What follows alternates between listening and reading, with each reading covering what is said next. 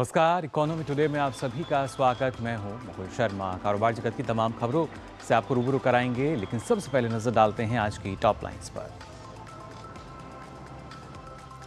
सरकार ने 9 crypto asset कंपनियों को मनी लॉन्ड्रिंग अधिनियम उल्लंघन के लिए कारण बताओ नोटिस जारी किया है।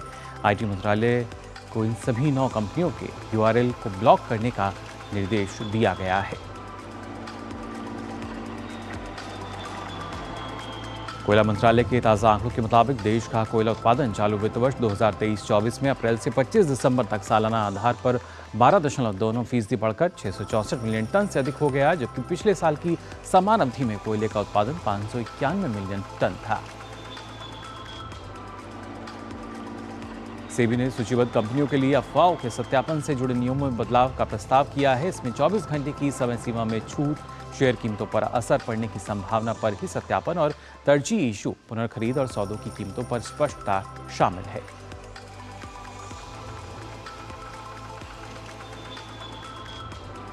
और साल के आखिरी कारोबारी दिन गिरावट के साथ खुले भारतीय शेयर बाजार। कल कारोबार के आखिर में हरे निशान के साथ बंद हुए थे सेंसेक्स और निफ्टी। तो आज की टॉप लाइन्स आपने जानी, क्या कुछ खास कारोबार जगत में। वर्चुअल एसेट्स और क्रिप्टोकरेंसी की दुनिया में काम करने वाली कंपनियों को बड़ा झटका देते हुए भारत सरकार ने 9 बड़ी दिग्गज कंपनियों को कारण बताओ नोटिस जारी किया है। वित्त मंत्रालय के फाइनेंशियल इंटेलिजेंस यूनिट ने इन सभी कंपनियों पर मनी लॉन्ड्रिंग अधिनियम के नियमों के उल्लंघन के लिए नोटिस जारी किया है। साथ ही आईटी मंत्रालय को इन सभी 9 कंपनियों के यूआरएल को तुरंत ब्लॉक करने का निर्देश दिया गया है।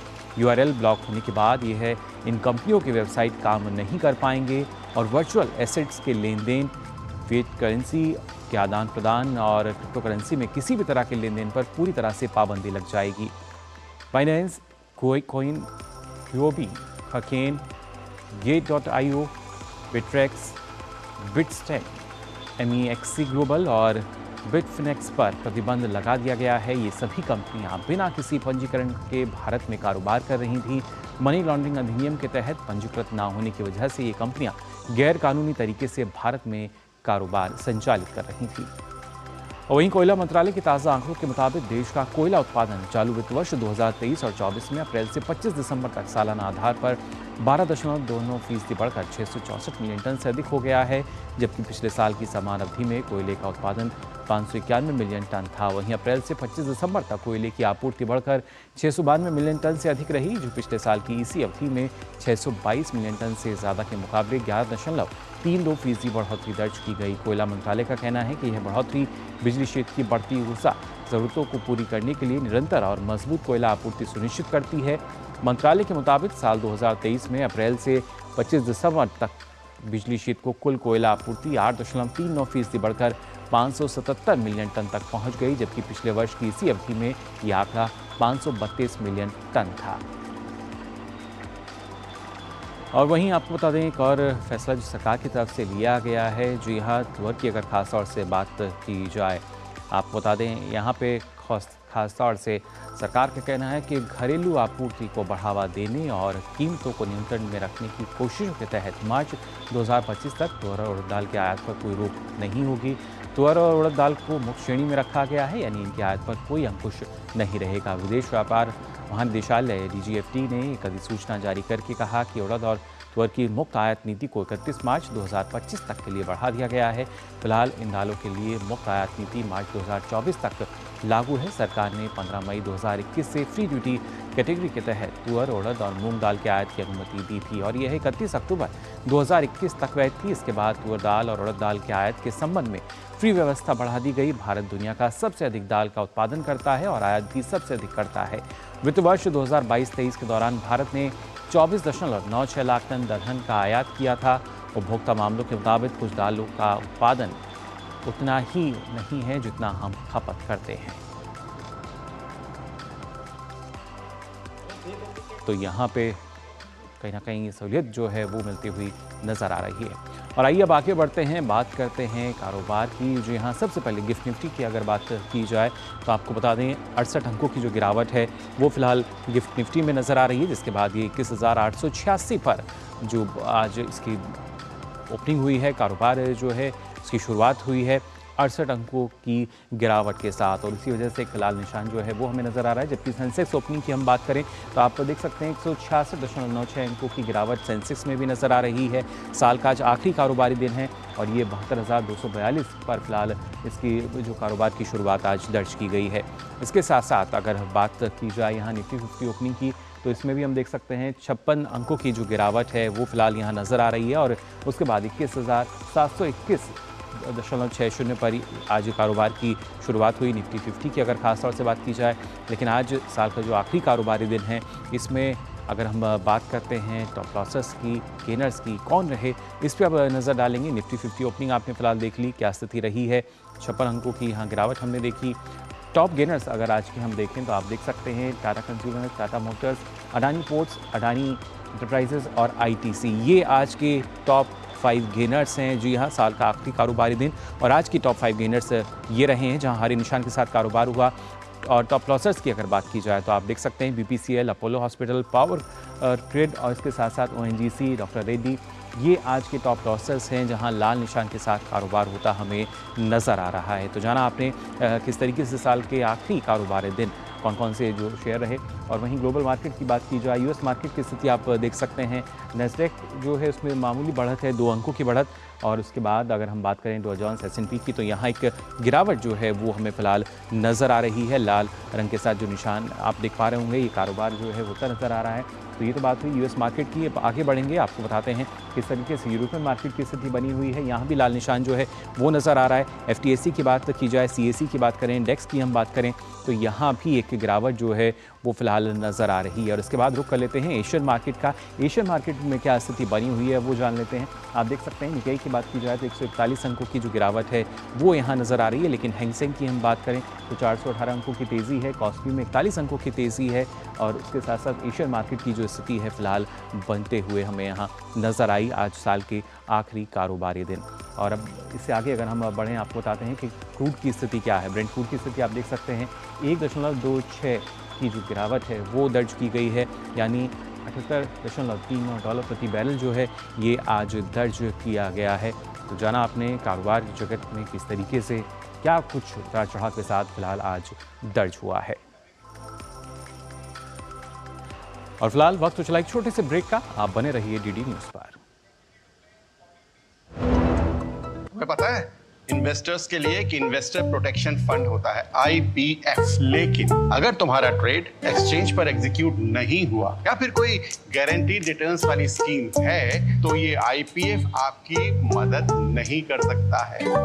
और अगर आपका ब्रोकर ही डिफॉल्टर बन जाए तो फिर IPF आपको कॉम्पेंसेशन दिला सकता है। कहां से सीखा? NSE की साइट पर। समझ कर इन्वेस्ट कर।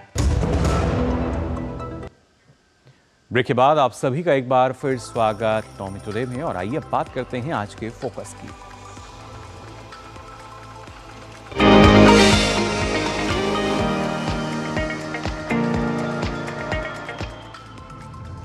आरबीआई ने फाइनेंशियल स्टेबिलिटी रिपोर्ट जारी की है, जिसमें घरेलू वित्तीय प्रणाली लचीली बनी हुई है, जो मजबूत व्यापक आर्थिक बुनियादी सिद्धांतों, वित्तीय संस्थाओं की स्वस्थ बैलेंस शीट, मुद्रास्फीति में कमी, भारी क्षेत्र की स्थिति में सुधार और निरंतर राजकोषीय कंसल्टेंस को दर्शाती है। और क्या कुछ खास है, आइए देखते हैं।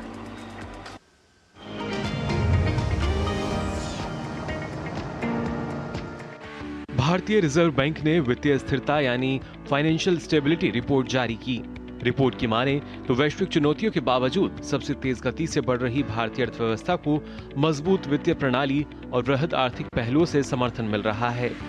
आरबीआई ने अपनी इस रिपोर्ट में कहा है कि भारतीय बैंकों का ग्रॉस नॉन परफॉर्मिंग एसेट यानी जीएनपी अनुपात सितंबर 2023 में कई सालों के निचले स्तर 3.2% पर आ गया है। रिपोर्ट में कहा गया है कि नेट नॉन परफॉर्मिंग एसेट यानी एनएनपीए अनुपात घटकर 0.8% हो गया है। रिपोर्ट के अनुसार सितंबर 2023 में शेड्यूल कमर्शियल बैंकों यानी एससीबीज का capital to risk weighted asset अनुपात CRAR और कॉमन इक्विटी टियर 1 यानी CET1 अनुपात 16.8% और 13.7% था।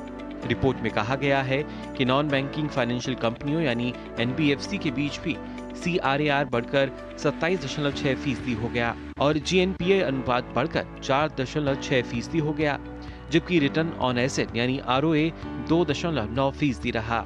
रिपोर्ट के मुताबिक भारतीय अर्थव्यवस्था की तेज वृद्धि, मजबूत वृहद आर्थिक बुनियाद, मजबूत घरेलू मांग और सार्वजनिक नीतियों के स्तर पर सूझबूझ का नतीजा है। केंद्रीय बैंक अर्थव्यवस्था के समक्ष किसी भी जोखिम से निपटने के लिए तत्काल और निर्णायक कार्रवाई करने को प्रतिबद्ध है। हालांकि देश को वैश्विक अर्थव्यवस्था की चुनौतियों का सामना करना पड़ रहा है। इनमें धीमी वृद्धि, बड़े सरकारी कर्ज, आर्थिक बिखराव और कई देशों में संघर्ष चलते रहने की आशंकाएं शामिल हैं। Bureau report, DD news.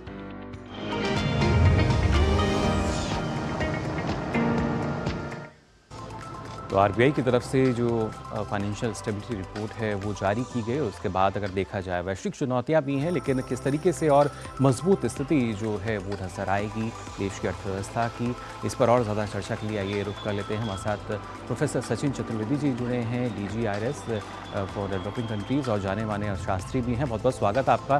सबसे पहले जानना चाहेंगे आपसे, जिस तरीके से इस रिपोर्ट में जो आंकड़े दिए गए हैं और खासतौर से जब वैश्विक चुनौतियों की बात करते हैं, वैश्विक स्तर पर भी देखा जाए, उसके मुकाबले क्या स्थिति आप देख पा रहे हैं देश में?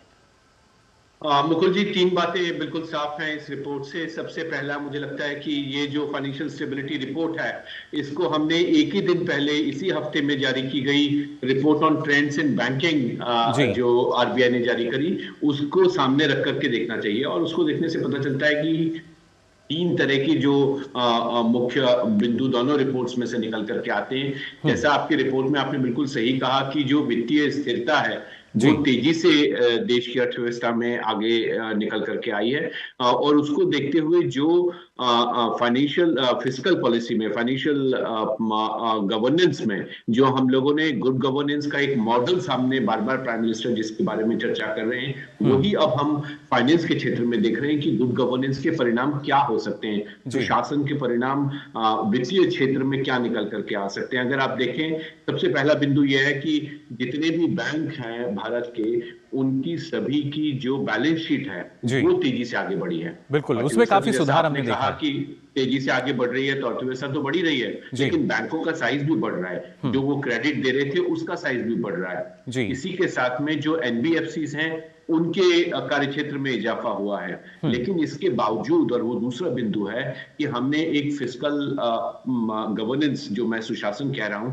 उसको उन्होंने रखा। आप ही की रिपोर्ट में अभी आपने जैसा कहा कि GNPA जो है वो 3.9% आ गया। अब आप देखिए, पिछले 1 दशक में लगातार इसके ऊपर काम होने से, और आपको याद होगा 2016 में अरुण जेटली जी ने बजट देते समय कहा था कि हमको रिकॉग्नाइज करना है, रिड्रेस करना है, और वो रिकॉग्नाइज और रिड्रेस करने का जो सवाल था उसका परिणाम आज हम देख पा रहे हैं। और तब गवर्नर हमारे वित्त सचिव हुआ करते थे, उस समय से अभी तक का ये जो एक लंबा पड़ाव भारतीय अर्थव्यवस्था ने पार किया है, वो एक महत्वपूर्ण बिंदु है, क्योंकि हम लगातार GNPA के तरफ बहुत ही संजीदगी से देखते रहे। और तीसरा मुकुल जी महत्वपूर्ण मुद्दा ये है कि जो हमारे NBFCs हैं वो हमारे शेड्यूल्ड कमर्शियल बैंक्स पे, और शेड्यूल्ड कमर्शियल बैंक्स NBFCs के ऊपर आपस में एक दूसरे से इंटरकनेक्टेड, इंटरट्वाइंड है। और इस फेर के चलते जो हमें अनुशासन की आवश्यकता है, रिजर्व बैंक ने इस रिपोर्ट में उसको भी रखा है। और कहीं ना कहीं एक बेहतर समन्वय जो है वो हम SEBs और जो NBFC हैं इसमें भी अब देख पा रहे हैं, जिसकी वजह से शायद जो आंकड़े हैं उसमें लगातार सुधार होता नजर आएगा।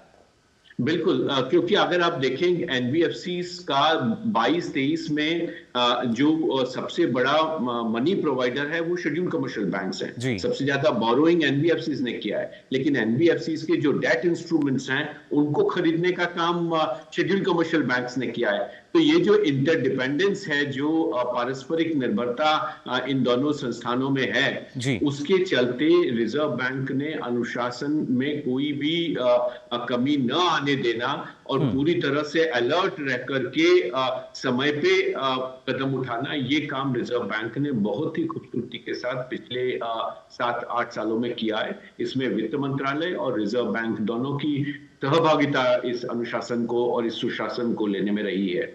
जी बिल्कुल, और खासतौर से एनबीएफसी की अगर हम बात करें, क्योंकि रिपोर्ट में जिक्र किया गया है कि जोखिम इन पर बना हुआ है, लेकिन प्रतिबद्धता जो है वो जाहिर तौर पर जताई गई है कि कैसे इस जोखिम को कम करने में हम अलग अलग प्रयास कर रहे हैं।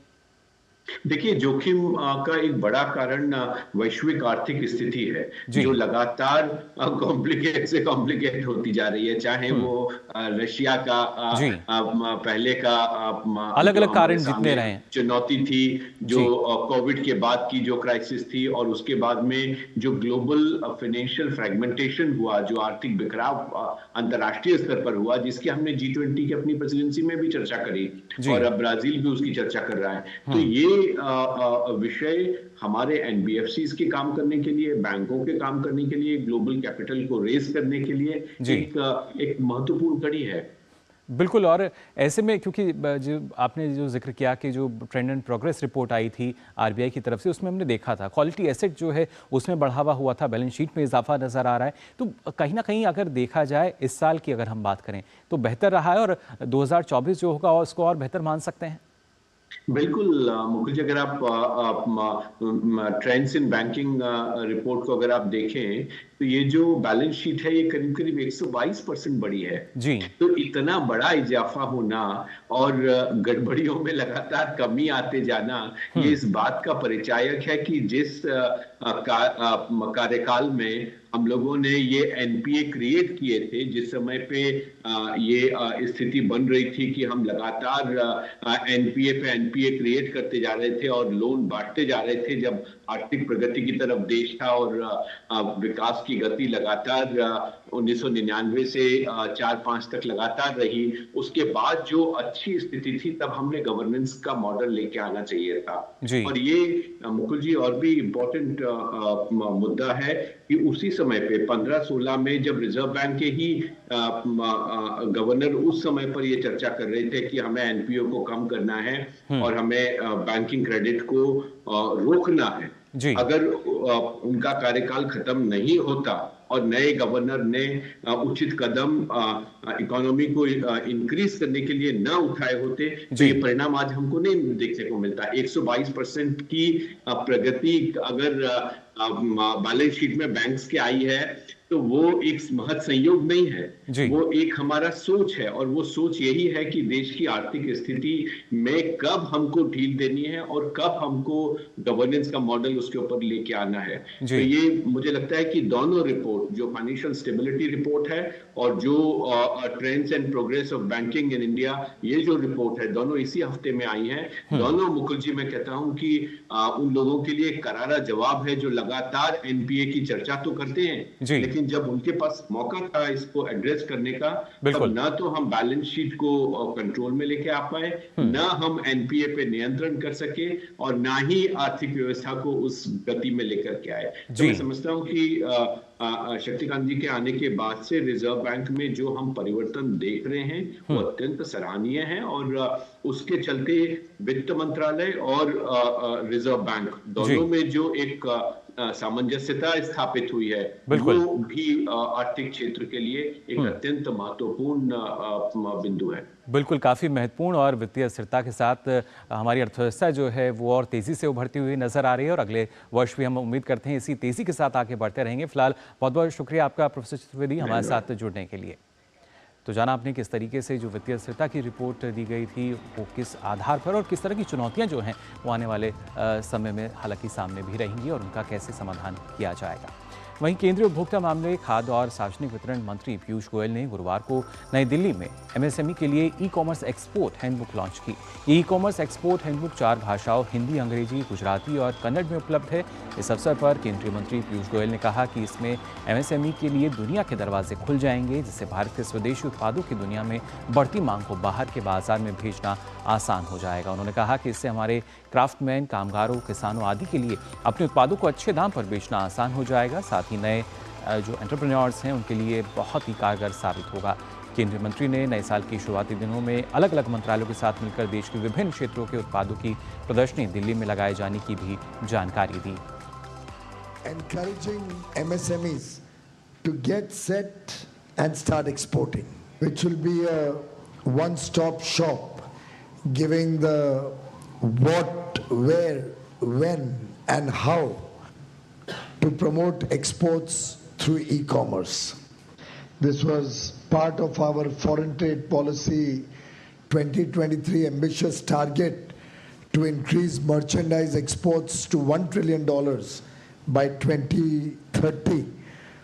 And in some sense, this is also reflective of the whole of the government approach that Prime Minister Modi has brought to India.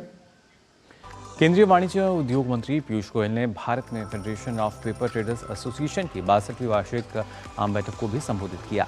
Piyush Goyal ने कहा कि जैसे जैसे देश के आर्थिक रूप से आगे बढ़ेगा, कागज उद्योग समृद्ध होता रहेगा।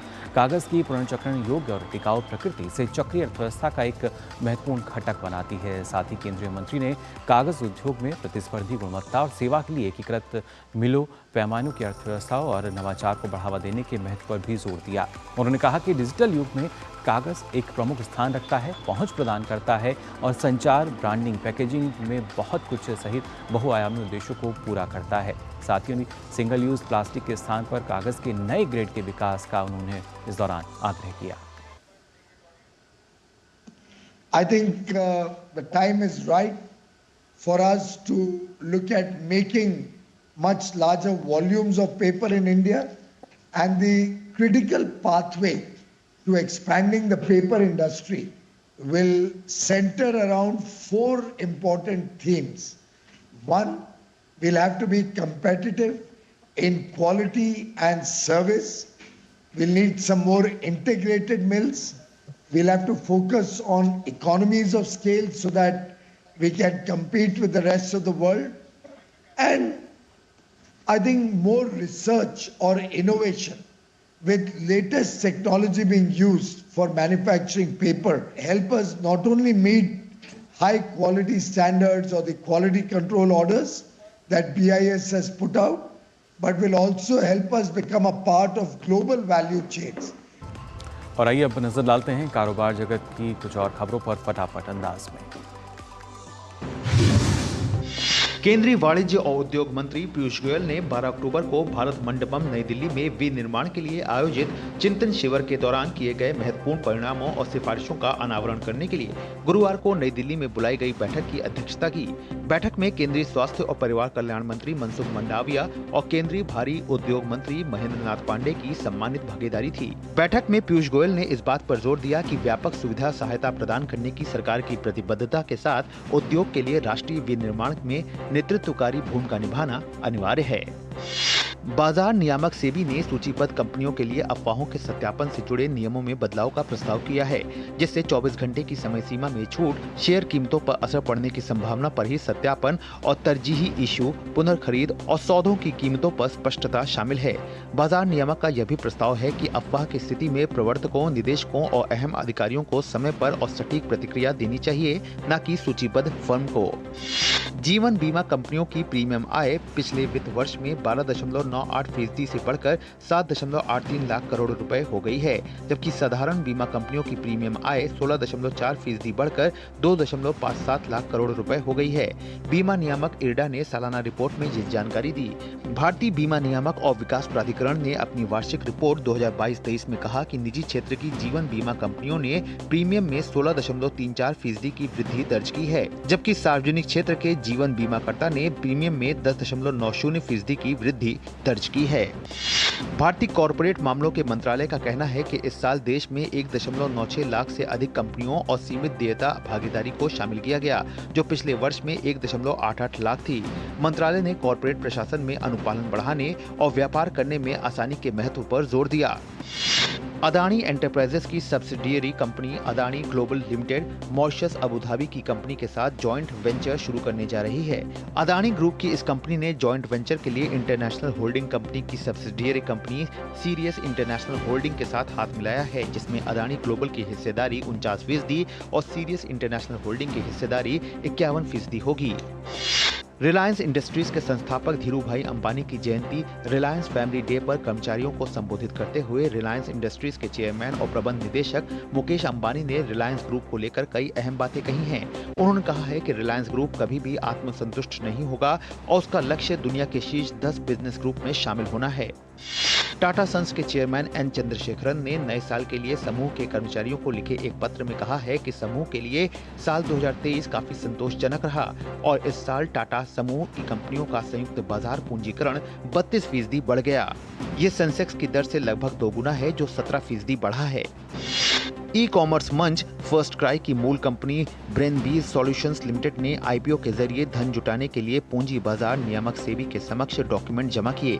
सेबी के समक्ष दाखिल दस्तावेजों के मुताबिक आईपीओ में 1816 करोड़ रुपए तक के नए इक्विटी शेयर जारी किए जाएंगे और कंपनी के शेयर धारकों द्वारा 5.44 करोड़ इक्विटी शेयरों की बिक्री पेशकश लाई जाएगी। ई कॉमर्स यूनिकॉर्न में हाल ही में क्रिकेट स्टार सचिन तेंदुलकर ने भी निवेश किया है। तो फिलहाल के लिए आज इकोनॉमी टुडे में बस इतना ही। पूरी टीम को दीजिए अनुमति। नमस्कार।